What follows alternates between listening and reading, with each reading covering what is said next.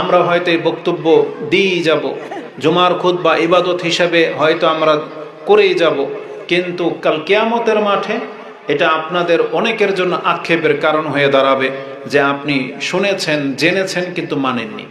এটা সম্পর্কে প্রশ্ন করা হবে।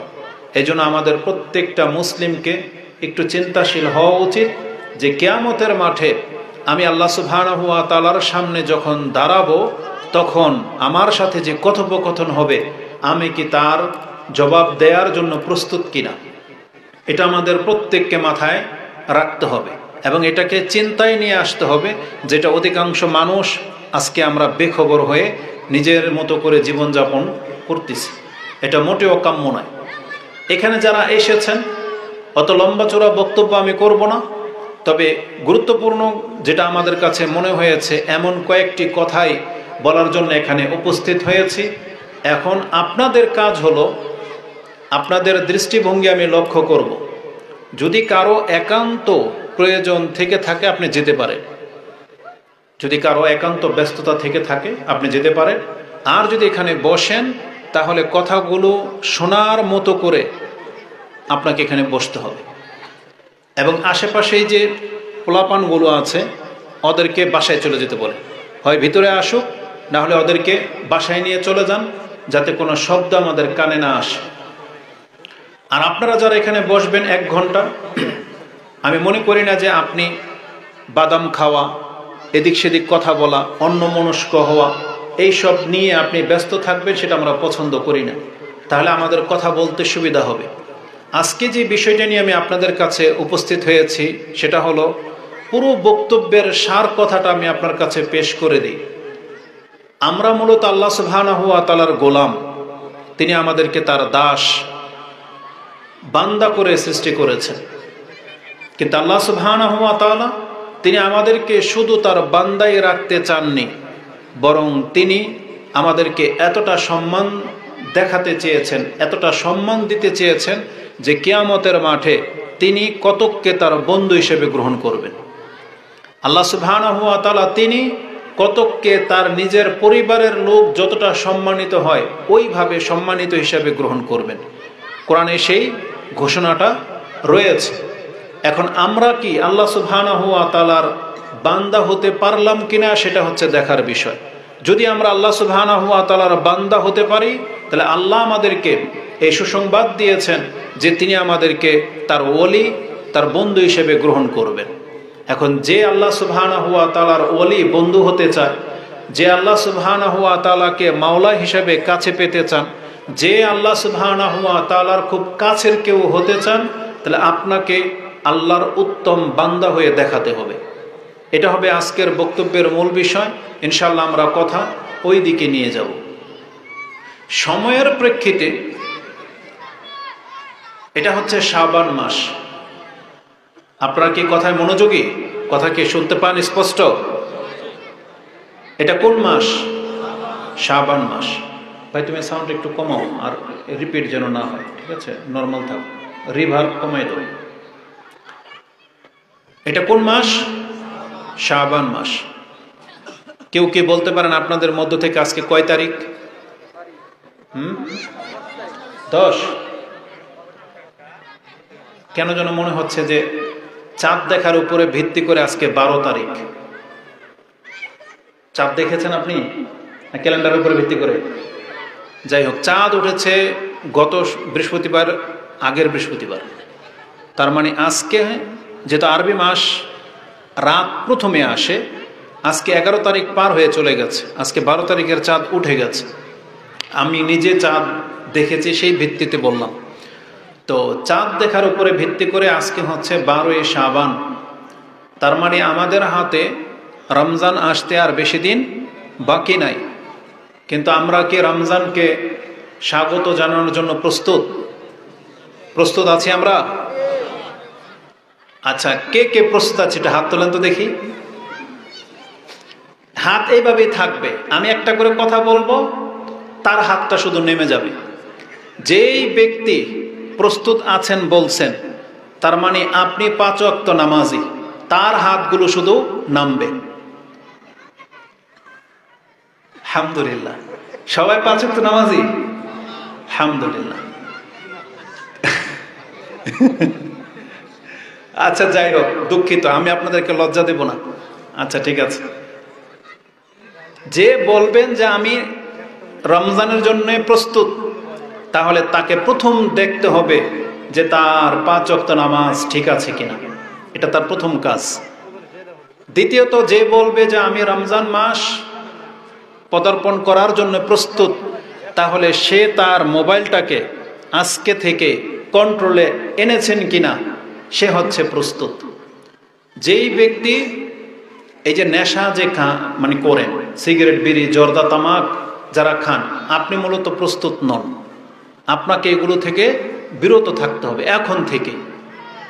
রমজান মাসের জন্য যেই ব্যক্তি প্রস্তুত নিজেকে বলবেন, তাকে দেখাতে হবে যে এই শাবান মাসে আপনি একাধিক সিয়াম পালন করেছেন, তাহলে সেই ব্যক্তি নিজেকে বলতে পারবেন যে আমি রমজানের জন্য প্রস্তুত। যেখানে আপনারা অধিকাংশ মানুষ এটাই জানেন না যে আজকে শাবানের কয় তারিখ, তার মানে আপনি রমজানের জন্য প্রস্তুত না। কারণ প্রস্তুতির একটা ব্যাপার থাকে, যেমন আপনার হালচাল দেখলে বোঝা যায় যে আপনি কি জন্য প্রস্তুত। কোথাও আপনি সফরে যাবেন, কোথাও একটা যাবেন, কোন একটা অনুষ্ঠান দেখবেন মা বোনরা কিভাবে প্রস্তুতি গ্রহণ করে। বিয়ে শাদী, রং তামসা যেগুলোতে হয়, তারা 1 সপ্তাহ আগে থেকে মার্কেটিং করে প্ল্যানিং করে রাখে, কোন দিন কি পরবে, কি সাজবে, এটাকে বলে প্রস্তুতি।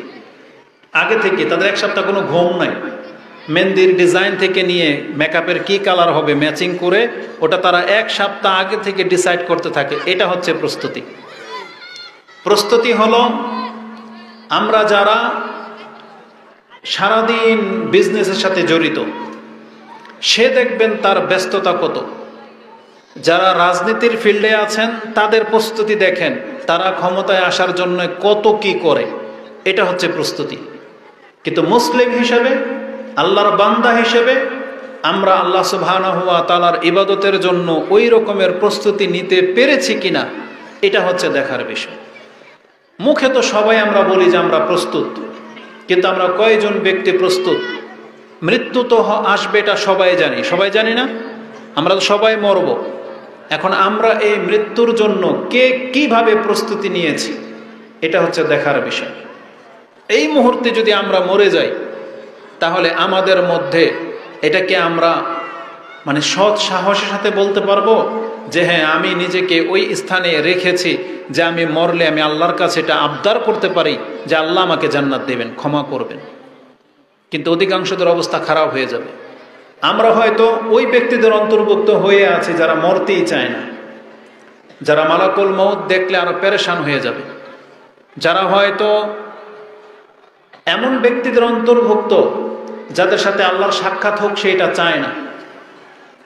কারণ কিছু ব্যক্তি আছে তাদের সাথে আল্লাহ সুবহানাহু ওয়া তাআলা কথা বলবেন না, তাদের দিকে ফিরেও তাকাবেন না, তাদেরকে পবিত্র করা হবে না এবং তাদেরকে কঠিন শাস্তি দেওয়া হবে বলা হয়েছে।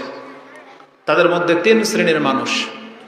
1, মুসবিল, বলা হয়েছে যারা টাকটার নিচে কাপড় পরে। শাবুজ্জানি, বৃদ্ধ বয়সে জানা করে। আর মালিকুল কাজ্জাব, এবং বলা হয়েছে এমন শাসক যে মিথ্যা বলে। এভাবে আরও কয়েক শ্রেণীর মানুষ আছে যাদের দিকে আল্লাহ তাকাবে না, যাদের সাথে আল্লাহ কথাও বলবেন না, পবিত্র তো করা দূরের কথা, এদেরকে কঠিন শাস্তি দেবেন। হতে পারে আমরা অধিকাংশ মানুষ এই শ্রেণীর অন্তর্ভুক্ত, যাদের সাথে হয়তো আল্লাহ কথাই বলবেন না, যাদের দিকে আল্লাহ ফিরেও তাকাবেন না, কিন্তু আমরা ভ্রুক্ষেপ করি না। যেমন যারা নেশা করে, যাদের মুখে নেশার গন্ধ আছে, তারা কোন মুখ নিয়ে আল্লাহর সামনে দাঁড়াবে? যেখানে একটা ভদ্রলোক তার সাথে কথা বলতে লজ্জা পায়, একটা ভদ্রলোক তার সাথে কথা বলতে ঘৃণা করে, কারণ তার মুখ থেকে গন্ধ আসে। তাহলে সেই ক্ষেত্রে সে আল্লাহর সামনে দাঁড়াবে কিভাবে?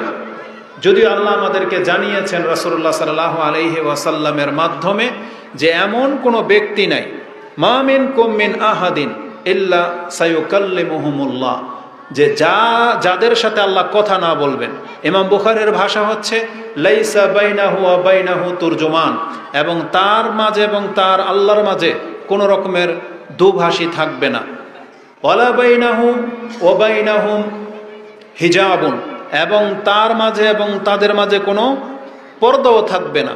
মানে স্পষ্ট সরাসরি আল্লাহ সুবহানাহু ওয়া তাআলার সামনে কথা বলতে হবে প্রত্যেকটা মুসলিমকে। কিন্তু আল্লাহ সুবহানাহু ওয়া তাআলার সামনে এই ব্যক্তি নেশাখোর কিভাবে উপস্থিত হতে পারবে যেই ব্যক্তিকে আল্লাহর সামনে আসতে দেওয়া হবে না? কারণ রাসূলুল্লাহ সাল্লাল্লাহু আলাইহি ওয়াসাল্লাম আল্লাহ সুবহানাহু ওয়া তাআলা সম্পর্কে একটা মূলনীতি বলেই দিয়েছেন। তিনি বলেছেন, ইন্নাল্লাহা তাইয়্যিব লা ইয়াকবালু ইল্লা তাইয়্যিব। আল্লাহ হচ্ছেন পবিত্র, আর তিনি উত্তম, পবিত্র ছাড়া কোনো কিছুকে গ্রহণ করেন না। তাহলে যেই ব্যক্তি খাবিসের মধ্যে লিপ্ত, খাবায়েসাত বস্তু খায়, তাহলে সেই ব্যক্তি কোনোদিন আল্লাহ সুবহানাহু ওয়া তাআলার সামনে দাঁড়াতে পারবে না। এই জন্য আপনাদেরকে প্রস্তুতি বলতে যেটা বোঝায় সেটা নিতে হবে, নিজেকে প্রস্তুত থাকতে হবে। মুহাম্মদুর রাসূলুল্লাহ সাল্লাল্লাহু আলাইহি ওয়াসাল্লাম তিনি আমাদেরকে শিখিয়ে গেছেন কিভাবে একজন ব্যক্তি প্রস্তুতি গ্রহণ করতে পারে। যিনি যেই দিন ইন্তেকাল করবেন সেই মুহূর্তে পর্যন্ত তিনি মেসওয়াক করে নিলেন, একটু পরেই মরে যাবে, তার মৃত্যুর পূর্ব কিঞ্চিত পূর্ব মুহূর্তে মেসওয়াক দেখতে পেয়েছেন, তখন একটু মেসওয়াক করে নিলেন, কারণ তার রবের সাথে এখন তার সাক্ষাৎ হওয়ার সময় চলে আসছে। কিন্তু আমরা এগুলোকে কোনো ভ্রুক্ষেপ করি না। একজন সাহাবী বলতেছে, ইয়া রাসূলুল্লাহ মাতা সাআতু ইয়া রাসূলুল্লাহ, কিয়ামত কখন? তখন বলছে, মাযা আদাত্তা লাহা, তুমি এর জন্য কি গ্রহণ করেছো, কি প্রস্তুতি নিয়েছো? তা আমাদের ওই প্রস্তুতির কথাই আপনাকে বলতেছি যে রমজান মাস আমাদের দ্বার প্রান্তে, তা আমরা কে কি প্রস্তুতি নিলাম এটা একটু দেখার দরকার। এই সম্পর্কে সংক্ষিপ্ত কিছু কথা রাসূলুল্লাহ সাল্লাল্লাহু আলাইহি ওয়াসাল্লাম আমাদেরকে তালকিন করেছেন যে আহসুল হিলালা শাবান আলি রমাদান, তোমরা রমজান মাসকে হাসিল করার জন্য শাবান মাসের দিন তারিখগুলোকে সূক্ষ্মভাবে গণনা করো। যেটা ইমাম তিরমিজি রাহিমাহুল্লাহ তার সিয়ামের অধ্যায়ে আপনি পেয়ে যাবেন। হাদিস হচ্ছে 687 687তে পেয়ে যাবেন। আবু হুরায়রা রাদিয়াল্লাহু তাআলা আনহু তার বর্ণনাকারী, রাসূল বলেছেন, আহসুল হিলালা শাবানা লিরমাদান, তোমরা রমজান মাসের জন্য শাবান মাসের তারিখগুলোকে গণনা করো। এবং আয়েশা রাদিয়াল্লাহু তাআলা আনহা তিনি বর্ণনা করেন, তার থেকে আবু দাউদ কোট করেছেন যে কানা রাসূলুল্লাহ সাল্লাল্লাহু আলাইহি ওয়াসাল্লাম ইয়াতাহাফফাজুনা মিন শাবান মা লা ইয়াতাহাফফাজু মিন গায়রি, তিনি শাবান মাসের দিনগুলোকে এমনভাবে হেফাজত করতেন, অন্য কোনো দিনকে তিনি এইভাবে হেফাজত করতেন না। কেন? কারণ তার পছন্দনীয় ছিল তিনি শাবান মাসে সিয়াম রাখতে থাকতেন। ইয়াসুমু শাবানা সুম্মা ইয়াসিলু বিহি রমাদান, তারপরে তিনি সিয়াম রাখতে রাখতে রমজান মাসের সাথে সাক্ষাৎ করতেন। এই শাবান মাসকে রাসূলুল্লাহ সাল্লাল্লাহু আলাইহি সাল্লাম গুণে রাখতে বলেছেন। এতে কি ফায়দা হবে? ইমাম বুখারী রাহিমাহুল্লাহ তিনি তার সিয়ামের অধ্যায়ে একটা হাদিস এনেছেন, যা আয়েশা রাদিয়াল্লাহু তাআলা আনহা থেকে বর্ণনা করা হয়েছে। তিনি বলেছেন যে কালা রাসূলুল্লাহ সাল্লাল্লাহু আলাইহি ওয়াসাল্লাম সুমু লিরুয়াতিহি ওয়া আফতিরু লিরুয়া, তোমরা চাঁদ দেখে সিয়াম পালন করবে এবং চাঁদ দেখে সিয়ামকে ভাঙবে। ফাইন গুব্বে আলাইকুম ফাআকমিলু ইদ্দাতা শাবানা 30, কিন্তু যদি চাঁদ আড়াল থেকে যায় তাহলে একটা সহজ পদ্ধতি হলো শাবান মাসকে 30 দিনে পুরো করে নেবে। যেমন আজকে যেমনটা বলেছি 11 তারিখ পার হয়ে চলে গেছে, এটা যদি ধরেন 29শে শাবান হতো আর আজকে আমরা চাঁদ দেখতে পাই নাই, তাহলে আগামীকালটা আমরা 30শে শাবান গণ্য করে নেব, তার পরের দিনই রমজান, তখন আর চাঁদ দেখার কোনো প্রয়োজন হবে না। তাহলে এটা ওই ব্যক্তি করতে পারবে যার কাছে শাবান মাসের দিন তারিখ গণনাতে থাকবে। এই জন্য আজকের পর থেকে এটা ভুলবেন না, আশা করি ইনশাআল্লাহ। তাহলে এই দিন অনুযায়ী আপনি গণনা করতে থাকেন, তাহলে খুব শীঘ্রই রমজান আপনি দেখতে পাবেন। কেন রমজান সম্পর্কে আমাদেরকে প্রস্তুতি থাকতে হবে? আপনি হয়তো জানেন না যে রমজান আমাদের জন্য কত বড় নেয়ামত। প্রথমত আল্লাহ সুবহানাহু ওয়া তাআলার পক্ষ থেকে এটা একটা ক্ষমার মাস, একটা বরকতের মাস করা হয়েছে। এই মাসে আমাদেরকে অনেক বেশি বরকত দেওয়া হবে, ইবাদতেও, খাদ্যে এবং আমাদের ফিটনেসের মধ্যেও। আল্লাহ সুবহানাহু ওয়া তাআলা এই মাসে নেকির পথকে এতটা প্রশস্ত করেছেন যে আমাদের সবচেয়ে বড় শত্রু শয়তান সেটাকে বন্দী করে দেওয়া হবে। এই হাদিসগুলো আপনারা শুনবেন ইনশাআল্লাহ আগামী খুতবাগুলোতে। আমি শুধু একটা হাদিস এখানে পেশ করে দিই যে রমজান মাসের সাথে আমাদের কি সম্পর্ক আছে। ইমাম মুসলিম রাহিমাহুল্লাহ তিনি তার কিতাবে তাহারাতের অধ্যায়ে একটা হাদিস এনেছেন, যে হাদিসটি আপনি 440 নম্বরে পেয়ে যাবেন। তাতে রাসূলুল্লাহ সাল্লাল্লাহু আলাইহি ওয়াসাল্লাম বর্ণনা করেছেন, ক্বালা রাসূলুল্লাহ সাল্লাল্লাহু আলাইহি ওয়াসাল্লাম as-salawatul khams wal jum'atu ila al-jum'ah wa ramadanu ila ramadana mukaffiratun ma bainahunna idza ijtanaba al-kaba'ir। রাসূলুল্লাহ সাল্লাল্লাহু আলাইহি ওয়াসাল্লাম বলেছেন, যেই ব্যক্তি কাবিরা গুনাহ থেকে মুক্ত, যে কাউকে হত্যা করে না, যে জিনা করে না, যে শিরক করে না, যে বেনামাজি নয়, যে মিথ্যা বলে না, যে চুরি করে না, এইভাবে যতগুলো কাবিরা গুনাহ আছে, যেই ব্যক্তি কাবিরা গুনাহগুলো থেকে মুক্ত, তার দ্বারা যত রকমের ছোটখাটো অপরাধ হয়ে যাক না কেন, আল্লাহ সুবহানাহু ওয়া তাআলা সেই অপরাধগুলোকে ক্ষমা করার জন্য ইবাদতের মাঝে, সময়ের মাঝে সেই ব্যবস্থা করে রেখেছেন। রাসূল বলেছেন, যারা বড় পাপ থেকে মুক্ত, এই 5 ওয়াক্ত নামাজ তার ছোট পাপগুলোকে মিটিয়ে দেবে। তার মানে যেই ব্যক্তি ফজর আদায় করবে, ফজরের পরে জোহরের ওয়াক্ত চলে আসবে, সে নামাজ পড়তে আসবে, এর মাঝখানের যে পাপগুলো হয়েছে এটা আল্লাহর পক্ষ থেকে ক্ষমা করে দেওয়া হবে। বলা হয়েছে as-salawatul khams wal jum'atu ilal jum'ah। গত রমজান থেকে গত জুমা নামাজ যারা আদায় করেছেন, আগামী জুমা পর্যন্ত এই এক সপ্তাহের মাঝে মুসলিমদের যে অপরাধগুলো হয়, ছোটখাটো ভুল ভ্রান্তিগুলো হয়, জুমার দিন উপস্থিত হয়ে গেলে আল্লাহর পক্ষ থেকে ক্ষমা করে দেওয়া হয়। ঠিক তেমনি রাসূলুল্লাহ সাল্লাল্লাহু আলাইহি ওয়াসাল্লাম বলেছেন, রমাদান ইলা রমাদান, গত রমজানের যারা হক আদায় করেছেন, এই রমজানের চাঁদ উঠে যাবে আর আপনি জীবিত, তাহলে আপনি জেনে নেন আপনার মর্যাদা হলো আল্লাহ সুবহানাহু ওয়া তাআলা 1 বছরের পাপকে মাফ করে দিবেন। সাউন্ড একটু কমাই দিই, মাথায় লাগে তো রিপিট করে কেন, কিন্তু আমার মাথায় লাগতেছে। আপনারা কি স্পষ্ট শুনতে পান? ডিস্টার্ব হয় না তো? চলবে সাউন্ড? আচ্ছা, আমার ভাষা কি বোঝা যায়? তাহলে আপনারা যে কানের মতো করে একবার মুখও পেঁচায় বসে আছেন, না সুবহানাল্লাহ বেরোয় না আলহামদুলিল্লাহ বেরোয়, আমি তো কিছুই বুঝি না। একটা ভদ্রতা আছে কি জানেন?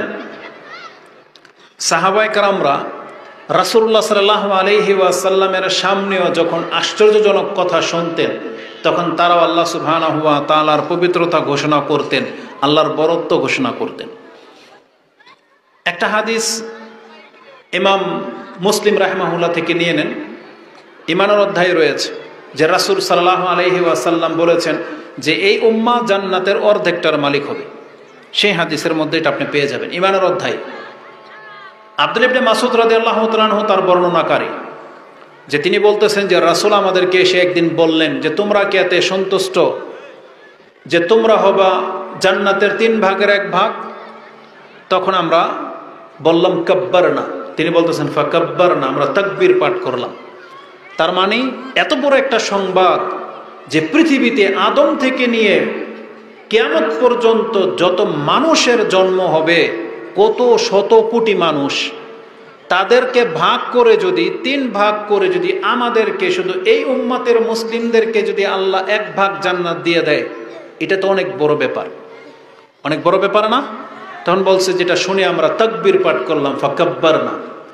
তারপর রাসূলুল্লাহ সাল্লাল্লাহু আলাইহি ওয়াসাল্লাম তিনি বলেছেন যে বরং আমি পছন্দ করি বা আমি এটা আশা রাখি আনতাকুনু নিসফা আহলিল জান্নাহ আও শাতরা আহলিল জান্নাহ, বরং আমি এটা পছন্দ করি বা আমি এটা আশা করি আল্লাহর কাছে যে তোমরা হবে জান্নাতের অর্ধেক। তার মানে আদম থেকে নিয়ে ঈসা আলাইহিস সালাম পর্যন্ত পৃথিবীতে যত মুসলিম হয়েছিল তাদেরকে আল্লাহ জান্নাতের অর্ধেকটা দেবেন, আর শুধুমাত্র উম্মতে মুহাম্মাদীকে এককভাবে আল্লাহ অর্ধেকটা জান্নাতের মালিক ঘোষণা করেছেন। তখন তিনি বললেন যে আমরা শুনে তাকবীর পাঠ করলাম।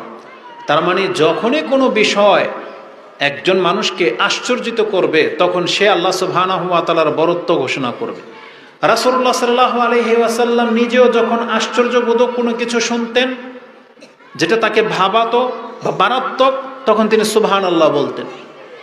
কিন্তু আমাদের মুখ থেকে যদি এগুলো সুবহানাল্লাহ আলহামদুলিল্লাহ না বেরোয়, তাহলে মানে কতটা কৃপণ আমরা। এক তো রাসূলুল্লাহ সাল্লাল্লাহু আলাইহি ওয়াসাল্লাম বলেছেন ওই ব্যক্তির চাইতে আর বড় কৃপণ কে যার কাছে আমার নাম নেওয়া হলো আর সে আমার উপরে সালাত পড়ে না, তো সে তো কৃপণ। এই জন্য রাসূলুল্লাহ সাল্লাল্লাহু আলাইহি ওয়াসাল্লামের নাম বললে এবং শুনলে আপনাকে সাল্লাল্লাহু আলাইহি ওয়াসাল্লাম বলা উচিত। যেখানে আল্লাহর বরত্বের কথা আসবে সেখানে আপনাকে আল্লাহর বরত্ব ঘোষণা করা উচিত, না হলে আপনাকে একটা কথা বলে দিই, এই যে মজলিসে বসলেন না, আপনি আমার কথার প্রেক্ষিতে সুবহানাল্লাহ আলহামদুলিল্লাহ নাই বললেন, কিন্তু এই মজলিসের একটা হক আছে, এই মজলিসের একটা ফজিলত আছে। ফজিলতটা কি? এখানে যারা বসেছেন এখান থেকে আপনি যখন উঠে যাবেন আল্লাহ আপনাকে ক্ষমা করে দিয়ে, পাপ মাফ করে দিয়ে এখান থেকে বাড়িতে ফেরত নেওয়াবেন। এটা হচ্ছে মজলিসের ফয়দা। এবং আপনি যদি এখানে বসে জান্নাত চান, আল্লাহ আপনাকে জান্নাত দেওয়ার ওয়াদা করেছেন। জাহান্নাম থেকে মুক্তি চাইলে জাহান্নাম থেকে মুক্ত করারও ঘোষণা করেছেন আল্লাহ সুবহানাহু ওয়া তাআলা, যেটা আপনি বুখারী এবং মুসলিমে পেয়ে যাবেন। বুখারীতে হাদিসটি কিতাবুদ দোয়ার মধ্যে রয়েছে ৮০ নম্বর অধ্যায় ৬৪০৮ নম্বরে পেয়ে যাবেন। আর মুসলিমে হাদিসটি রয়েছে ৭৩৭২ নম্বর হাদিস, না ৬৭৩২ নম্বর হাদিস, সেটা আপনি পেয়ে যাবেন মুসলিমে। তাতে আছে যে যখন কোনো ব্যক্তিরা পৃথিবীতে আল্লাহ সুবহানাহু ওয়া তাআলার জিকিরের মজলিসে বসে তখন ফেরেশতারা সেটাকে ঘিরে নেয়। রাসূলুল্লাহ সাল্লাল্লাহু আলাইহি ওয়াসাল্লাম থেকে হাদিসটাকে এইভাবে কোট করা হয়েছে, ইন্না লিল্লাহি মালাইকাতুন ইয়াতুফুনা ফি তুরুকি ইলতামিসুনা আহলায যিকর ইযা ওয়াজাদা কওমান ইয়াযকুরুনা আল্লাহা তানাদাউ হালুম্মু ইলা হাজাতিকুম ক্বালা ফায়ুহিফুনাহুম বিআজনিহাতিহিম ইলাস সামাঈদ দুনিয়া ইলা আখিরিল হাদিস। রাসূলুল্লাহ সাল্লাল্লাহু আলাইহি ওয়াসাল্লাম বলেছেন, যখন কেউ আল্লাহর স্মরণের মজলিসে বসে তখন ফেরেশতারা সেই মজলিসটাকে ঘিরে নেয় এবং একেবারে প্রথম আকাশ পর্যন্ত ঘিরে নেয়, যাতে করে তাদের উপরে সাকিনা নাজিল হতে পারে, যেটা অন্যান্য বর্ণনাতে রয়েছে। এই বর্ণনাতে আল্লাহ সুবহানাহু ওয়া তাআলা তিনি জানেন, তারপরও জিজ্ঞেস করেন যে আমার বান্দাদেরকে কি অবস্থায় রেখে আসলা? তখন তারা বলে ইউকাব্বিরুনাক ওয়া ইয়াহমিদুনাক ওয়া ইউমাজ্জিদুনাক ওয়া ইয়াসআলুনাকাল জান্নাহ ওয়া ইস্তাজিরুনাকা মিনান নার। আল্লাহ এরা আপনার তাকবীর পাঠ করে, এরা আপনার বরত্ব ঘোষণা করে, এরা আপনার পবিত্রতা ঘোষণা করে, এরা আপনার কাছে জান্নাত চায়, এরা আপনার কাছে জাহান্নাম থেকে মুক্তি চায়। অথচ আল্লাহ জানেন। জিজ্ঞেস করেন তারা কি আমাকে দেখেছে? বলছে না, দেখেনি। যে দেখেনি তো তাহলে আপনার তাসবিহ আপনার তাহলিলকে আরো বাড়িয়ে দিত। জান্নাত জাহান্নাম দেখেছে? বলছে দেখেনি। দেখলে এটার প্রতি আরো বেশি আগ্রহ বেড়ে যেত এবং জাহান্নাম থেকে অনেক বেশি ভয় পাইত তারা। যখন এইভাবে আল্লাহর কাছে রিপোর্ট পেশ করা হয় তখন আল্লাহ সুবহানাহু ওয়া তাআলা ফেরেশতাদেরকে সাক্ষী করে বলেন, উশহিদুকুম আন্নী কাদ গাফারতু লাহুম, তোমরা সাক্ষী থাকো আমি এখন প্রত্যেকটাকে ক্ষমা করে দিলাম। ওয়া আতাইতুহুম মা সাআলু, তারা আমার কাছে যা চাচ্ছে আমি তাদেরকে তা দিয়ে দিলাম। ওয়া আজারতুহুম মিম্মাস্তাজারু, তারা যেই জিনিস থেকে আমার কাছে আশ্রয় চাচ্ছে আমি আল্লাহ তাদেরকে তা থেকে মুক্ত করে দিলাম। তখন একজন ব্যক্তি, একজন ফেরেশতা বলে, রাব্বি ফীহিম ফুলানুন আবদুন খাত্তাউন ইন্নামা মাররাফা জালাসা মাহুম। ইমাম বুখারী বলেছেন ওয়ালাইসা মিনহুম, সে তাদের অন্তর্ভুক্ত নয় কিন্তু বসে গেছে। আল্লাহ সুবহানাহু ওয়া তাআলা বলেন, হুম জুলাসাউ লা ইয়াশকা বিহিম জালিসুহুম, এটা এমন একটা টিম, এমন একটা দল যারা আল্লাহকে স্মরণ করে, এদের সাথে যে কোনো বড় পাপী যদি এসে বসে যায় আল্লাহ বলেছেন আমি তাকেও পর্যন্ত হতভাগ্য বানাই না, তাকে পর্যন্ত ক্ষমা করে দেওয়া হবে।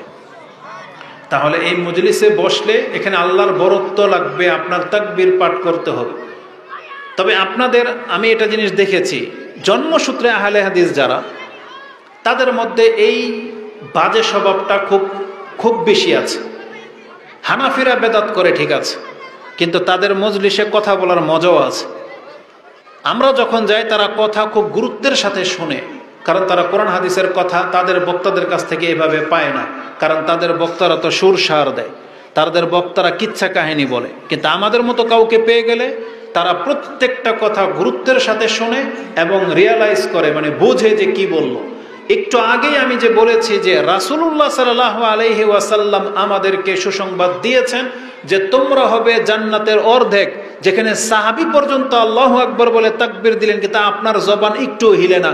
আপনি হয়তো বলবেন, আরে হুজুর আমি তো আহলে হাদিসের সন্তান, আমাকে অর্ধেক জান্নাতকে, আমাকে তো আল্লাহ পুরোটাই দিবে। বোঝেন না? মানে আপনি তো ঠিকাদারি পেয়ে গেছেন আল্লাহ সুবহানাহু ওয়া তাআলার কাছ থেকে, যে জান্নাত তো আমাদের, যেটা আহলে হাদিসের লোক আমরা ইবাদত করি আর নাই বা করি, আল্লাহর প্রশংসা করি বা নাই বা করি, জান্নাত তো আমাদের। এই শিক্ষাই পেয়েছেন হয়তো, কিন্তু জেনে নেন এটা একটা বদ স্বভাব। অবশ্যই আপনাকে আল্লাহ সুবহানাহু ওয়া তাআলার পবিত্রতা ঘোষণা করতেই হবে, আপনাকে তাকবীর পাঠ করতেই হবে। একটা হাদিস এটার মর্ম আপনাকে বলে দিই, আপনি বললে আমার কোনো ফায়দা নেই, আপনার কি ফায়দা জানেন? রাসূলুল্লাহ সাল্লাল্লাহু আলাইহি ওয়াসাল্লাম থেকে এটাও ইমাম মুসলিম কোট করেছেন, তাহারাতের প্রথম হাদিস, যেটা আপনি 422 নম্বরে পেয়ে যাবেন। যার কাল রাসূলুল্লাহ সাল্লাল্লাহু আলাইহি ওয়াসাল্লাম আত-তুহুরু শাতরুল ঈমান আলহামদুলিল্লাহি তামলাউল মিজান ওয়া সুবহানাল্লাহি ওয়ালহামদুলিল্লাহি তামলাআনি আও তামলাউ মা বাইনাস সামাওয়াতি ওয়াল আরদ as-salatu nurun was-sadaqatu burhanun was-sabru diya'un wal-qur'anu hujjatul laka wa 'alayka kullun nasi yaghdu fabayi'u nafsahu famutikuha wa mubikuha। এটা হাদিসের ফার্স্ট টু লাস্ট, যেটা আপনি মুসলিমের তাহারাতের প্রথম হাদিস 422 নম্বরে পেয়ে যাবেন। তাতে আমি শুধু একটা ওয়ার্ড আপনাকে দেখাতে চেয়েছি। তাতে রাসূলুল্লাহ সাল্লাল্লাহু আলাইহি সাল্লাম বলেছেন আলহামদুলিল্লাহি তামলাউল মিজান। কেউ যদি আলহামদুলিল্লাহ বলে তাহলে নেকির পাল্লা, মিজানের পাল্লা নেকি দিয়ে ভরে যায়, বুঝছেন, নেকি দিয়ে ভরে যায়। আর কেউ যদি বলে সুবহানাল্লাহি ওয়াল হামদুলিল্লাহ, এভাবে যদি আল্লাহকে স্মরণ করে, বলা হয়েছে তামলাআনে, দুইটা মিজানের পাল্লা ভরে যায়। আও তামলাউ মা বাইনাস সামাওয়াতি ওয়াল আরদ, সাত আকাশ এবং জমির মাঝে যে গ্যাপ, এই দুইটা শব্দ নেকি দিয়ে পুরো গ্যাপগুলোকে ভরে দেয়। তাহলে অবশ্যই আপনি এটাকে অন্তর থেকে বুঝে শুনে তারপরে কাজ করার চেষ্টা করবেন, কারণ আল্লাহ সুবহানাহু ওয়া তাআলার নাম, তার পবিত্রতা, তার বাক্যগুলো ছাড়া আমাদেরকে আল্লাহকে দেওয়ার মতো আর কিছু নাই। যেখানে আল্লাহ সুবহানাহু ওয়া তাআলা বলেছেন ওয়া ইস্তাযানা রাব্বুকুম লা ইন শাকারতুম লা আযীদান্নাকুম ওয়া লা ইন কাফারতুম ইন্না আযাবি লাশাদীদ। তোমাদের রব তোমাদেরকে এলান করে দিয়ে তোমাদেরকে জানাচ্ছেন, তোমরা যত নিয়ামত প্রাপ্ত হয়েছ, তুমি যদি এর বিনিময়ে আল্লাহর শুকরিয়া আদায় করো, লা আযীদান্নাকুম, আমি আরো বাড়িয়ে দেব। ওয়া লা ইন কাফারতুম, যদি তুমি কুফরি করো, নাশুকরি করো, ফা ইন্না আযাবি লাশাদীদ, তবে জেনে নাও আমার শাস্তি খুব কঠিন। শুকরিয়া আদায় মানে কি? আপনাকে আল্লাহ অন্যের চাইতে অনেক বেশি ভালো রেখেছেন, অনেক সয় সম্পত্তি দিয়েছেন, সুস্থ রেখেছেন, সন্তান দিয়েছেন, সম্পত্তি দিয়েছেন। আপনি আল্লাহ সুবহানাহু ওয়া তাআলার এগুলোর কৃতজ্ঞতা কিভাবে আদায় করবেন? শুধু জাস্ট মনে হলে আপনি একবার বলবেন আলহামদুলিল্লাহ, তাতে আল্লাহ সুবহানাহু ওয়া তাআলা সন্তুষ্ট। আপনার একবার আলহামদুলিল্লাহ বলাতে আপনার যত নিয়ামত আল্লাহর কাছ থেকে আপনি পেয়েছেন, যেমন আল্লাহ বলতেছেন, তাহলে তোমার এই নিয়ামতের চাইতে উত্তম হচ্ছে তোমার এই বাক্য আলহামদুলিল্লাহ, যেটা আল্লাহকে সন্তুষ্ট করে দেয়। এই জন্য রাসূলুল্লাহ সাল্লাল্লাহু আলাইহি ওয়াসাল্লাম ভালো কিছু দেখলে আলহামদুলিল্লাহ বলতেন, যেটা তাকে সন্তুষ্ট করে নাই বা অসন্তুষ্ট বা বেদনাদায়ক কিছু হয়েছে, সেই ক্ষেত্রে রাসূলুল্লাহ সাল্লাল্লাহু আলাইহি ওয়াসাল্লাম আলহামদুলিল্লাহ বলতেন। তিনি বলতেন আলহামদুলিল্লাহ আলা কুল্লি হাল, তার মানে আলহামদুলিল্লাহকে তিনি ছাড়েননি। এই জন্য নিজের সন্তান মরে গেল, যদি কেউ আলহামদুলিল্লাহ বলতে পারে বা আল্লাহ সুবহানাহু ওয়া তাআলার প্রশংসা করতে পারে, তার জন্য জান্নাতে একটা বাড়ি বানানো হবে, যার নেম প্লেট হবে বাইতুল হামদ বা প্রশংসার বাড়ি। কি মনে করে? তার মানে যে কোনো অবস্থাতে আল্লাহ সুবহানাহু ওয়া তাআলার শুকরিয়া আদায় করার বাক্যগুলো আমাদেরকে শিখতে হবে, জানতে হবে, এতে আল্লাহ সন্তুষ্ট হয়ে যান। তা আল্লাহ আমাদেরকে তৌফিক দান করুন। তো বলতে চেয়েছিলাম যে শাবান মাস, আমাদেরকে এই মাসের এই তারিখগুলোকে গণনা করতে হবে। রমজানের জন্য প্রস্তুতির ব্যাপার রয়েছে। কিভাবে আপনি নিজেকে প্রস্তুত করবেন? প্রথম কাজ, আপনার 5 ওয়াক্ত সালাতকে ঠিক করে। দ্বিতীয়ত, আপনার নেশার অভ্যাস থাকলে এগুলোকে এখন থেকে পরিহার করার চেষ্টা করেন। তারপরে তৃতীয় কাজ হলো, আপনি অধিক মাত্রায় সিয়াম রেখে নিজেকে অভ্যস্ত করে তোলেন। এটা রাসূলুল্লাহ সাল্লাল্লাহু আলাইহি ওয়াসাল্লামের সুন্নাহ। তিনি এত বেশি সিয়াম রাখতেন এই শাবান মাসে। একটা হাদিস শুধু এই মর্মে পেশ করব, আয়েশা রাদিয়াল্লাহু তাআলা আনহা থেকে ইমাম মুসলিম কোট করেছেন, যেটা আপনি সিয়ামের অধ্যায় 2637 নম্বর হাদিসের মধ্যে পেয়ে যাবেন। তিনি রাসূলুল্লাহ সাল্লাল্লাহু আলাইহি ওয়াসাল্লাম বলেন, আয়েশা রাদিয়াল্লাহু তাআলা আনহা তিনি বলেন, কানা রাসূলুল্লাহ সাল্লাল্লাহু আলাইহি ওয়াসাল্লাম ইয়াসুমুনা শাবানা কুল্লা কানা ইয়াসুমু শাবানা ইল্লা কালিলা। মানে তিনি নিজেই ব্যাখ্যা করে বলেছেন যে রাসূলুল্লাহ সাল্লাল্লাহু আলাইহি ওয়াসাল্লাম পুরো শাবান মাস জুড়ে সিয়াম রাখতেন। তার মানে তিনি কিছু সিয়াম শুধু ছেড়ে দিতেন, বাকি পুরো শাবান মাস জুড়েই রাসূলুল্লাহ সাল্লাল্লাহু আলাইহি ওয়াসাল্লাম সিয়াম পালন করতেন। ইবনে মাজাতে যদিও একটা হাদিস রয়েছে যে রাসূলুল্লাহ সাল্লাল্লাহু আলাইহি ওয়াসাল্লাম বলেছেন, লাস সিয়ামা ইযা নিসফে ইদা নিসফে মিন শাবান লা সিয়াম, এই মর্মে একটা হাদিস যেটা আছে ইবনে মাজাতে আছে যে 15 শাবানের পরে আর সিয়াম নেই। ওটা মূলত রাসূলুল্লাহ সাল্লাল্লাহু আলাইহি সাল্লাম হারাম বা নিষিদ্ধ করার অর্থে বলেননি, কারণ তার আমল থেকে যেটা পাওয়া যায় যে তিনি পুরো শাবান মাস জুড়ে সিয়াম পালন করতেন। শুধুমাত্র আপনি ইয়মে শাক যেটা, যেমন 28, 29 শাবান, সেই শেষের 2 দিন আপনি পালন করবেন না, তার আগ মুহূর্ত পর্যন্ত আপনি যত খুশি সিয়াম পালন করার অনুমতি আপনার রয়েছে। আর যেহেতু আপনারা 15 শাবান শবে বরাত পালন করেন না, তো সেই ক্ষেত্রে ওই দিকে আমরা আর যাচ্ছি না, যেটা আপনারা এই বিদাত থেকে মুক্ত। তবে শুধু এতটুকু কথা বলে দিই যে এই শাবান মাসের 15 তারিখ রাত সম্পর্কে একটা হাদিস আছে যেটা নাসিরউদ্দিন আলবানী হাসান বলেছেন, মানে গ্রহণযোগ্যতায় পৌঁছেছে তার কাছে। আবু মুসা আশআরী রাদিয়াল্লাহু তাআলা আনহু থেকে হাদিসটি বর্ণনা করা হয়েছে এবং মুআজ বিন জাবল থেকে ইবনে হিব্বান তিনি তার কিতাবে উল্লেখ করেছেন। আর আবু মুসা আশআরী থেকে ইমাম মাজা তিনি তার কিতাবে উল্লেখ করেছেন, যেটা আপনি 1390 নম্বর হাদিসে পেয়ে যাবেন, যে যখন 15 শাবানের রাত আসে, ইয়াত্তালিউল্লাহ ফি জামিই খালকিহি, আল্লাহ তিনি এই রাতে পৃথিবীর দিকে তাকান, বিশেষ রহমতের দৃষ্টি দেন বা তাকান। ফায়াগফিরু জামিই খালকিহি, তখন আল্লাহ সমস্ত সৃষ্টিকে ক্ষমা করে দেন, ইল্লা মুশরিকিন আও মুশাহিনিন, তবে যেই ব্যক্তি শিরিক করে তাকে ক্ষমা করা হয় না, আর যেই ব্যক্তি তার ভাইয়ের সাথে শত্রুতা রাখে তাকেও ক্ষমা করা হয় না। এই হাদিসটাকে হাসান পর্যন্ত আনা হয়েছে, কিন্তু এই হাদিসের মধ্যে কোনো আমল করার কথা নাই।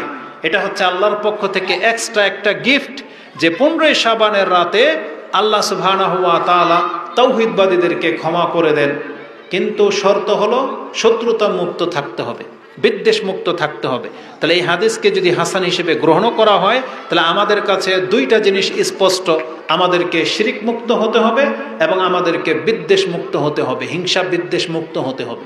তাহলে আমাদের হাতে সময় আর 3 দিন।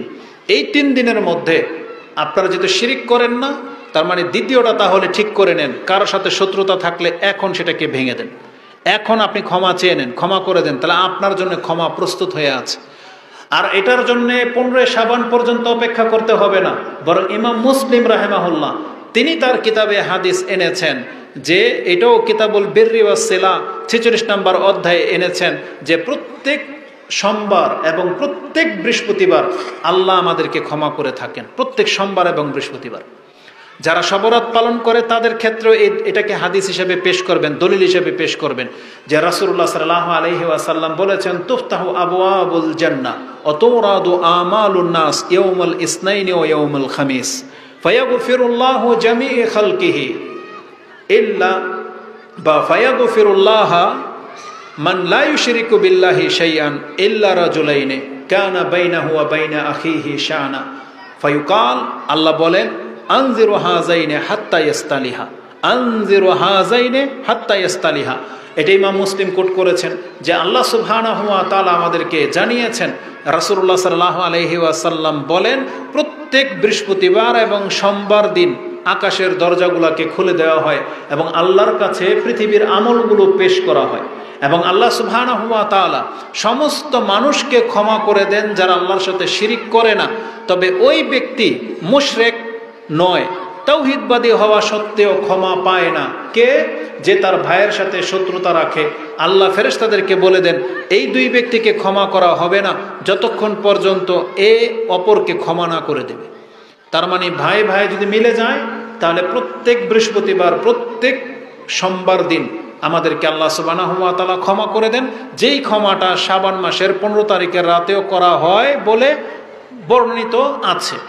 তো যারা এই রাতকে কেন্দ্র করে কবর জিয়ারত করে, লাইটিং করে, হালুয়া রুটি বানায়, কত কি করে, তো তাদেরকে বলবেন, তাহলে এই কাজটা তো প্রত্যেক সোমবার আর বৃহস্পতিবার দিনও করা উচিত, তখন কেন করো না? কারণ হাদিসে তো মুসলিমের মধ্যে আছে যে আল্লাহ ক্ষমা করে দেন। এটা ছিল এই শাবান মাস সম্পর্কে সংক্ষিপ্ত কথা। তাহলে আমাদের মূল মেসেজ হলো, এই শাবান মাসে আমরা অধিক মাত্রায় সিয়াম পালন করার চেষ্টা করব। বিশেষ করে আমাদের ওই ব্যক্তিদের, বিশেষ করে ওই মহিলাদের যাদের কিছু সিয়াম বাকি থেকে গেছে, অবশ্যই তাকে এই রমজান আসার আগেই এই কয়েকদিনের মধ্যে সেগুলোকে কাজা আদায় করে নেওয়া উচিত। না হলে সে বড় ধরনের গুনাহগার হবে। আল্লাহ আমাদেরকে তৌফিক দান করুন, আমিন। এবার আমার মূল বিষয় হচ্ছে, যেমনটা বলেছিলাম যে আল্লাহ সুবহানাহু ওয়া তাআলা তিনি আমাদেরকে তার গোলাম হিসেবেই শুধু গ্রহণ করতে চাননি, তিনি আমাদেরকে তার ওয়ালি, তিনি আমাদেরকে তার অভিভাবকত্ব হিসেবে গ্রহণ করতে চেয়েছিলেন। যে আল্লাহ আমাদের অভিভাবক হবেন, আল্লাহ আমাদের সাহায্যকারী হবেন, আল্লাহ সুবহানাহু ওয়া তাআলা কিয়ামতের মাঠে আমাদেরকে ক্ষমাকারী হবেন। কিন্তু আমরা নিজেকে ওইভাবে প্রস্তুত করতে পারিনি। আমরা আল্লাহ সুবহানাহু ওয়া তাআলার গোলামিটাই ঠিকমতো করি না। আপনাদের অঞ্চলে যেহেতু এসেছি, আপনাদের সম্পর্কে সতর্কতামূলক একটা কথা শুধু বলে দেই। আপনাদের দাবি হলো যে আপনারা শিরিক করেন না, এটা আপনাদের বড় দাবি, একবারে বুক ফুলিয়ে বলেন। কিন্তু আমি আপনাদেরকে দেখাতে চেয়েছি এর আগে আপনাদের যেটা করা উচিত সেটাও আপনি করেন না, সেটা হচ্ছে ইবাদত করা। কারণ আল্লাহ সুবহানাহু ওয়া তাআলা বলেছেন, আমার ইবাদত করো এবং আমার সাথে শিরিক করো না। ইবাদত লাগবে এবং ইবাদতকে শিরিক মুক্ত রাখতে হবে। আপনি বলতেছেন আপনি শিরিক করেন না, কিন্তু আমরা দেখতে পাচ্ছি আপনার ইবাদতও নাই। তাহলে ইবাদতই যখন নাই, আপনি শিরিক করলেই কি আর না করলেই কি? নাজাতের জন্য তো ইবাদত লাগবে, আল্লাহ সুবহানাহু ওয়া তাআলার বন্দিগি লাগবে। তাহলে আমরা মুসলিম হিসেবে আমরা আল্লাহ সুবহানাহু ওয়া তাআলার বন্দিগিটা কোথায় করতেছি এটা একটু নজরে আপনি রাখবেন। যদি আপনি 5 ওয়াক্ত সালাত আদায়কারী ব্যক্তি হয়ে থাকেন, তাহলে আপনি আল্লাহর বান্দা হিসেবে নিজেকে গণ্য করতে পারেন। আপনি ইসলামের ফরজিয়াতগুলোকে যদি মেনটেন করে চলা ব্যক্তি হয়ে থাকেন, তাহলে আপনার শিরিক না করা এটা আপনাকে সবচেয়ে বেশি কামিয়াব করবে। কিন্তু যেই ব্যক্তি ফরজ ইবাদতগুলোর মধ্যে ঘাটতি করেন, আপনি শুধু শিরিক থেকে বেঁচে থাকলেই যে জান্নাতে চলে যাবেন তা না, বরং আপনাকে শাস্তি পেতে হবে। ওগুলো তাওহীদকে নষ্ট করার একটা সাবাব। শুধু শিরকি যে তাওহীদকে নষ্ট করে তা কিন্তু না, বরং বড় বড় পাপগুলো, ইসলামের ফরজিয়াতগুলোকে নষ্ট করা, এটাও আপনার তাওহীদকে ভেঙে দেয়। আল্লাহ সুবহানাহু ওয়া তাআলার একত্বকে এটাও নষ্ট করে দেয়। এটাও এক এক প্রকারের জুলুম। যদি সবচেয়ে বড় জুলুম হচ্ছে শিরক, কিন্তু আমাদেরকে কিন্তু শাস্তিবিহীন কিন্তু ক্ষমা করা হবে না, আমাদেরকে শাস্তি পেতেই হবে। কিন্তু আমরা যদি আল্লাহ সুবহানাহু ওয়া তাআলার ফরজিয়াতগুলোকে ঠিক রাখি, তাহলে আল্লাহ সুবহানাহু ওয়া তাআলা হয়তো তার অনুগ্রহে আমাদেরকে ক্ষমা করে দিবেন, এমনটাই মেসেজ রয়েছে। তো আমাদের বন্দিগির দিকে আমাদেরকে দেখতে হবে। আজকে অধিকাংশ মানুষ আল্লাহ সুবহানাহু ওয়া তাআলার বন্দিগি থেকে মুখ ফিরিয়ে নিয়ে সে যে কিভাবে জীবনযাপন করে সে একবারও ভ্রুক্ষেপ করে না। আজকে বর্তমানে নেট খুললে মেসেজগুলোতে আপনি দেখতে পাবেন এত বিশৃঙ্খলা বাংলার জমিনে যেখানে সেখানে হচ্ছে। সামান্য একটু কিছুকে কেন্দ্র করে একজন আরেকজনকে হত্যা করে দিচ্ছে, সামান্য কিছুকে কেন্দ্র করে ভাঙচুর, একজনকে পিটাচ্ছে, কয়েকজন মিলে মেরেই দিচ্ছে পিটাতে পিটাতে। প্রায় জায়গাতে এই ঘটনাগুলো ঘটতেছে। ছিনতাই বেড়ে গেছে, রাহাজানি বেড়ে গেছে। কিন্তু আল্লাহ সুবহানাহু ওয়া তাআলা আমাদেরকে তো এমনটা দেখতে চাননি। একজন মুসলিমকে শিক্ষা দেওয়া হয়েছে যে একজন মুসলিম আরেকজন মুসলিমের কাছে তার রক্ত, তার সম্মান, তার মান কতটা মূল্যবান। রাসূলুল্লাহ সাল্লাল্লাহু আলাইহি ওয়াসাল্লাম তিনি বিদায় হজের খুতবায় আমাদেরকে সতর্ক করে বলে গিয়েছিলেন, আলা লা তারজিউ বাদি দুল্লালান আও কুফফারান ইয়াদরিবু রিকাবা বাদিকুম রিকাবা বাদ। দেখো তোমরা আমার পরে তোমরা কুফরির দিকে ফিরে যেও না, আমার পরে তোমরা আমার পথভ্রষ্টের পথ ধরে নিও না, যে তোমরা একে অপরকে আঘাত করবে, একে অপরকে হত্যা করবে, আর করে তোমরা গুমরাহ হবে, এমনটা তোমরা হয়েও না। আমাদেরকে কঠিনভাবে নিষেধ করা হয়েছে। কিন্তু উগ্রতা আমাদের মধ্যে এত ব্যাপকভাবে বেড়ে গেছে যে কেউ কাউকে এখন জমা খরচ দিয়ে চলেন না। অথচ রাসূলুল্লাহ সাল্লাল্লাহু আলাইহি ওয়াসাল্লাম বলেছেন, ইন্না দিমাউকুম ওয়া আমওয়ালুকুম ওয়া আরাদাকুম হারামুন কাহুরমাতি ইয়াউমিকুম হাযা ওয়া ফি শাহরিকুম হাযা ওয়া ফি বালাদিকুম হাযা।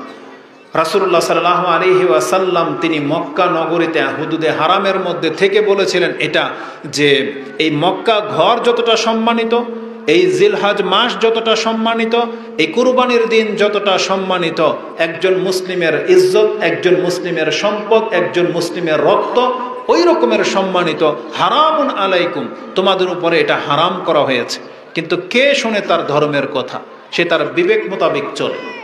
এটা মূলত কোরআন হাদিস ওয়ালাদের আচরণ হইতে পারে না। অবশ্যই কোরআন হাদিস ওয়ালাদের আচরণ হবে কোরআন এবং সুন্নাহ মোতাবেক। এজন্য আমাদেরকে শুধরাতে হবে, আমাদের চরিত্রকে ঠিক করতে হবে। আল্লাহ সুবহানাহু ওয়া তাআলা আমাদেরকে নাজাতের পথ দেখিয়েছেন, আমাদেরকে সেই পথ অবলম্বন করতে হবে। কোরআনে আল্লাহ সুবহানাহু ওয়া তাআলা আমাদেরকে ইস্তিগফারের দিকে ডেকেছেন, আমাদেরকে বলা হয়েছে তোমরা ইস্তিগফার করো।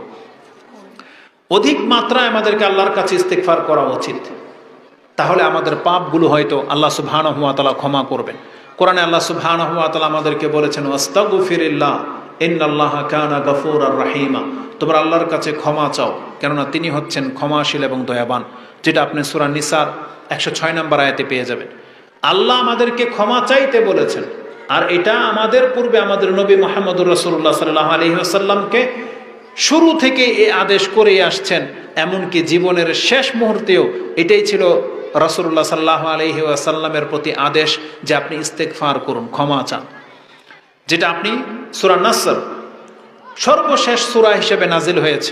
তাতে আল্লাহ বলেছেন, ফাসাব্বিহ বিহামদি রাব্বিকা ওয়াস্তাগফির ইন্নাহু কানা তাওয়াবা, যে আপনি আপনার দায়িত্ব পুরো হয়ে গেছে, এখন আপনার রবের পবিত্রতা ঘোষণা করুন এবং নিজের জন্য শুধু ক্ষমা চাইতে থাকেন, ইস্তিগফার করুন। রাসূলুল্লাহ সাল্লাল্লাহু আলাইহি ওয়াসাল্লাম এই আয়াতগুলোকে তার জীবনে এমনভাবে বাস্তবায়ন করেছেন যে একই বৈঠকে 100 বার করে তিনি আল্লাহর কাছে ক্ষমা চাইতেন। ইবনে ওমর রাদিয়াল্লাহু তাআলা আনহুমা তিনি বলেন, লানাউদ্দু লিরাসূলিল্লাহি সাল্লাল্লাহু আলাইহি ওয়াসাল্লাম ফিল মাজলিসিল ওয়াহিদি ক্বাবলা আইয়াকুম আস্তাগফিরুল্লাহ ওয়া আতুবু ইলাইহি। তিনি বলতেন, আল্লাহ আমি তোমার কাছে ক্ষমা চাচ্ছি এবং তোমার কাছে তওবা করতেছি, এবং তিনি বলতেন, রাব্বি গফিরলি ওয়া তুব আলাইয়া ইন্নাকা আনতাত তাওয়াবুর রাহিম, 100 বার করে একই বৈঠকে। অথচ আমরা সারা দিন পার হয়ে চলে যাই, আমরা একবার আল্লাহর কাছে ক্ষমা চাই না। রাসূলুল্লাহ সাল্লাল্লাহু আলাইহি ওয়াসাল্লাম জীবনের শেষ নিঃশ্বাস যখন ত্যাগ করেন, তখন তিনি আল্লাহর কাছে ক্ষমা চেয়ে ইন্তেকাল করেছিলেন। তিনি বলেছিলেন, রাব্বি গফিরলি ওয়ারহামনি আল্লাহুম্মা আলহিকনি বিরাফিকিল আলা। তিনি বলেছিলেন, হে আল্লাহ আমাকে ক্ষমা করো, আমার উপরে রহম করো এবং আমাকে সুউচ্চ বন্ধুর সাথে সাক্ষাৎ করিয়ে দেন, মিলিয়ে দেন। এটা ছিল রাসূলুল্লাহ সাল্লাল্লাহু আলাইহি ওয়াসাল্লামের জীবনের শেষ বাক্য, যে আল্লাহুম্মা গফিরলি ওয়ারহামনি। কেন? অথচ তার কোনো পাপ নাই, তার সমস্ত পাপকে আল্লাহ সুবহানাহু ওয়া তাআলা তার ইন্তেকালের বহু আগেই ক্ষমা করে দিয়েছেন। তারপরেও তিনি প্রতিনিয়ত আল্লাহর কাছে ক্ষমা চাইতেন, ইস্তেগফার করতেন। কেন?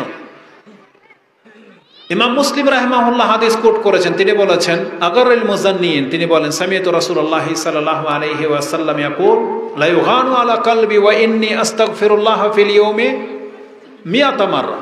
আমি সামান্য সময়ের জন্য যদি বেখবর থাকতাম, বেখেয়ালি হতাম, তাহলে আমি এর জন্য আল্লাহর কাছে 100 বার করে ক্ষমা চেয়েছি। রাসূলুল্লাহ সাল্লাল্লাহু আলাইহি ওয়াসাল্লাম থেকে একাধিক হাদিস এটা বর্ণনা করা হয়েছে। কারণ ইস্তেগফার এটা যেমন আপনার পাপকে মাফ করে দেবে, এই ইস্তেগফার আপনাকে দুনিয়ার যে কোনো ঘাটতি পুরো করে দেবে। আপনার যে কোনো ঘাটতিকে পুরো করে দেবে। একজন মানুষের জীবনের যে ঘাটতি আছে, আপনার বিয়ে করেছেন, সন্তান হয় না, রিজিকে ঘাটতি আছে, পেরেশানিতে আছেন, আপনার এই দুনিয়াবি যে কোনো নিয়ামত জড়িত রয়েছে এই ইস্তেগফারের মধ্যে। প্রথমত আপনি সরাসরি চলে আসে, 10 মিনিটের মধ্যে ইস্তেগফারের বিষয়টা আপনার কাছে পেশ করে দেব, যে আল্লাহ সুবহানাহু ওয়া তাআলা আমাদেরকে ক্ষমা চাইতে বলেছেন। এটা শুধু যে পাপের কারণে ক্ষমা চাইতে হবে তা না, কারণ এই ইস্তেগফারের মধ্যে যেমনটা বলেছে দুনিয়ার সমৃদ্ধি জড়িত রয়েছে। যদি শুধু পাপের কারণে হতো তাহলে মুহাম্মদুর রাসূলুল্লাহ সাল্লাল্লাহু আলাইহি ওয়াসাল্লামকে আল্লাহ ক্ষমা চাইতে বলতেন না, কারণ তার তো কোনো পাপই নাই। কিন্তু তিনি সবচেয়ে বেশি ইস্তেগফার করতেন, কারণ ইস্তেগফার করলে আপনি কি পাবেন? হ্যাঁ, প্রথম আপনি যেটা পাবেন সেটা হচ্ছে ক্ষমা। যখনই আপনি ইস্তেগফার করবেন তখনই আপনার পাপকে আল্লাহ সুবহানাহু ওয়া তাআলা মাফ করে দেওয়ার ঘোষণা করে দিয়েছে, যখন কেউ ইস্তেগফার করবে। এই মর্মে কোরআন এবং হাদিসে যথেষ্ট কথা রয়েছে। কোরআনে আল্লাহ সুবহানাহু ওয়া তাআলা বলেছেন কাফিরদের সম্পর্কে, আফালা ইয়াতুবুনা ইলাল্লাহি ওয়া ইস্তাগফিরুনা আল্লাহু গফুরুর রহিম, যে তারা কি আল্লাহর কাছে তওবা করে ফিরে আসবে না, তারা কি আল্লাহর কাছে ক্ষমা চাইবে না, আল্লাহু গফুরুর রহিম। অথচ আল্লাহ সুবহানাহু ওয়া তাআলা হচ্ছেন ক্ষমাশীল এবং দয়াবান, যেটা আপনি সূরা মায়দা 5 নম্বর সূরার 74 নম্বর আয়াতে পেয়ে যাবেন। এখানে বড় বড় কাফেরদেরকে ডাকা হয়েছে যে তারাও যদি ক্ষমা চাইতো তাদেরকেও ক্ষমা করে দেওয়া হতো। হাদিসে কুদসি ইমাম মুসলিম রাহিমাহুল্লাহ থেকে, এটাও কিতাবুল বিররি ওয়াস সিলা, যেটা আপনি 6466 নম্বর হাদিসে পেয়ে যাবেন। তাতে রাসূলুল্লাহ সাল্লাল্লাহু আলাইহি ওয়াসাল্লাম আল্লাহ থেকে এই হাদিস বর্ণনা করেছেন। আল্লাহ সুবহানাহু ওয়া তাআলা বলেন, ইয়া ইবাদি ইন্নাকুম তুখতিউনা বিল লাইলি ওয়ান নাহার ওয়া আনা আগফিরুয যুনুবা জামিয়া হে আমার বান্দারা, তোমরা রাত দিন অসংখ্য পাপে জড়িত থাকো, আর আমি আল্লাহ সমস্ত পাপগুলোকে ক্ষমা করে থাকি। ফাস্তাগফিরুনি, অতএব তোমরা আমার কাছে ক্ষমা চাও, আগফির লাকুম, তাহলে আমি তোমাদেরকে ক্ষমা করে দেব। তার মানে যেই ব্যক্তি ক্ষমা চাইবে তাকে ক্ষমা করে দেওয়া হবে। এটা হচ্ছে ইস্তিগফারের সবচেয়ে বড় ফায়দা। দ্বিতীয় ফায়দা যেটা, এই দুনিয়াতে আমাদের দ্বারা না চাইতো পাপ হয়ে যাচ্ছে, কিন্তু একজন ব্যক্তি যদি চান যে এই দুনিয়ায় আমি টিকে থাকব, এই দুনিয়াটা আমাদেরকে নিয়ে টিকে থাক, আল্লাহর কোনো আযাব গজব না আসুক, তাহলে আমাদেরকে এই পুরো জাতিটাকে বেশি বেশি ইস্তিগফার করতে হবে, আল্লাহর কাছে ক্ষমা চাইতে হবে। প্রত্যেক ব্যক্তি পর্যায়ে ক্ষমা চাইতে হবে, রাষ্ট্রের নায়ককে ক্ষমা চাইতে হবে, প্রত্যেকটা সেক্টরের মানুষকে ক্ষমা চাইতে হবে। তাতে কি হবে? আল্লাহ সুবহানাহু ওয়া তাআলা বলেছেন, আল্লাহর নিজের মানে অবস্থা আমাদের কাছে ব্যক্ত করতেছেন, আল্লাহর সুন্নাহ কি, আল্লাহর নিয়ম কি। আল্লাহ সুবহানাহু ওয়া তাআলা বলেছেন, যেই জাতি বেশি বেশি ইস্তিগফার করে আমি আল্লাহ সেই জাতিকে ধ্বংস করে দেব না।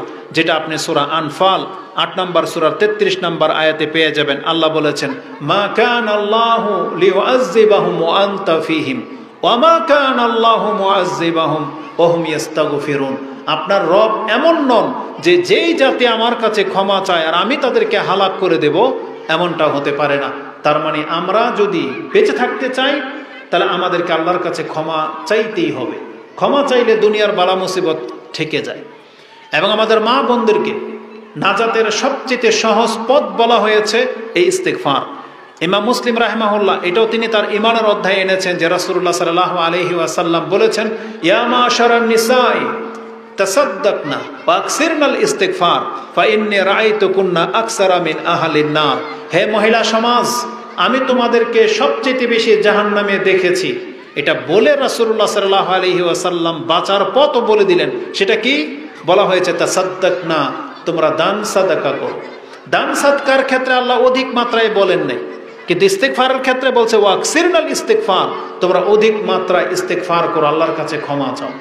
যেহেতু মহিলাদেরকে দান করার কথা বলা হয়েছে, সাধারণত তাদের কাছে এত সম্পত্তি থাকে না, এই জন্য তাদেরকে অধিক মাত্রায় বলা হয়নি। যতটুকু পারবে সে তার সাধ্য অনুযায়ী প্রতিদিন প্রতিনিয়ত দান সাদকা করবে। তাহলে এটা করলে কি হবে? জাহান্নামের আগুন থেকে সে বেঁচে যেতে পারবে। আর যারা একেবারেই ক্ষমতা রাখে না, তাহলে মানে আরেকটা পথ হচ্ছে সে অধিক মাত্রায় ইস্তিগফার করা। তাহলে মানে ইস্তিগফার করলে শুধু যে মহিলাদেরকে ক্ষমা করা হবে তা না, বরং যেই কোনো ব্যক্তি তার জীবনে ইস্তিগফারটাকে সবচেয়ে বেশি জমা করতে পারবে, এই ব্যক্তির জন্যই হচ্ছে কল্যাণ। এই মর্মে ইবনে মাজাতে একটা হাদিস রয়েছে যে রাসূলুল্লাহ সাল্লাল্লাহু আলাইহি ওয়াসাল্লাম বলেছেন, তওবা লিমান ওয়াজাদা ফি সাহিফাতিহি ইস্তিগফারান কাসীরা।